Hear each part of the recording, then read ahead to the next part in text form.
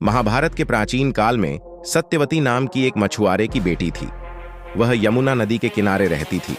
उसका हृदय उतना ही पवित्र था जितना कि वह पानी, जिसे वह अपना घर कहती थी।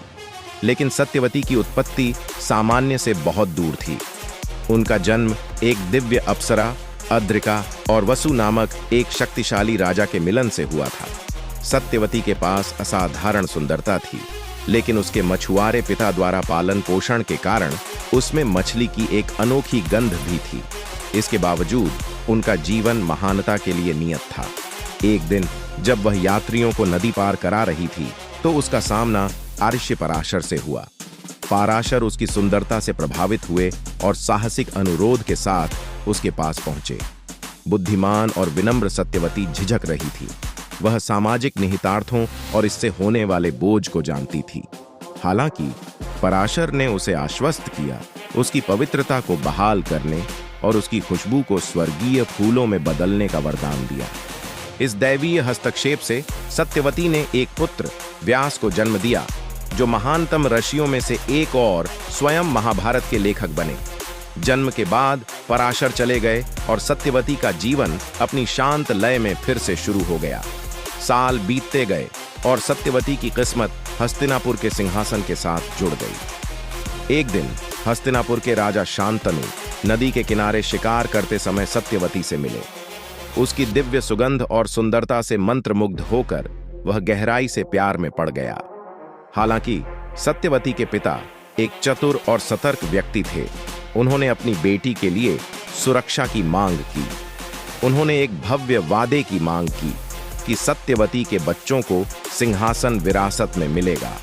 अपने प्रेम से बंधे शांतनु यह जानकर झिझक रहे थे कि इससे उनके पुत्र भीष्म को विरासत से वंचित होना पड़ेगा।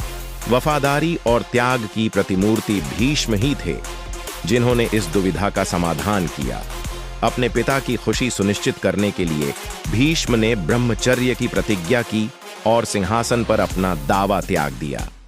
उसकी प्रतिज्ञा से स्वर्ग हिल गया और देवताओं ने उसे अजेयता का वरदान दिया। सत्यवती तब हस्तिनापुर की रानी बनी, जिनके 2 पुत्र थे, चित्रांगद और विचित्रवीर्य। लेकिन त्रासदी तब हुई जब दोनों बेटों की असामयिक मृत्यु हो गई, जिससे राज्य में उथल पुथल मच गई। यह तब था जब सत्यवती के पहले पुत्र व्यास वंश को जारी रखने के लिए वापस लौटे।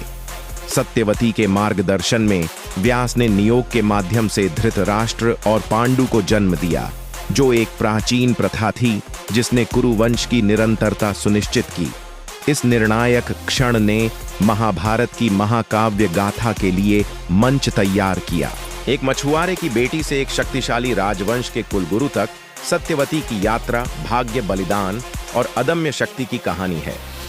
उनकी कहानी प्रेम की शक्ति, कर्तव्य के वजन और इतिहास के पाठ्यक्रम पर एक जीवन के गहरे प्रभाव का एक प्रमाण है। और इसलिए सत्यवती की कथा महाभारत के भव्य महाकाव्य में एक कालातीत अध्याय के रूप में जीवित है। इस यात्रा में हमारे साथ शामिल होने के लिए धन्यवाद। यदि आपको यह कहानी अच्छी लगी हो तो कृपया इसे लाइक करें, साझा करें और प्राचीन विद्या की और कहानियों के लिए सदस्यता लें।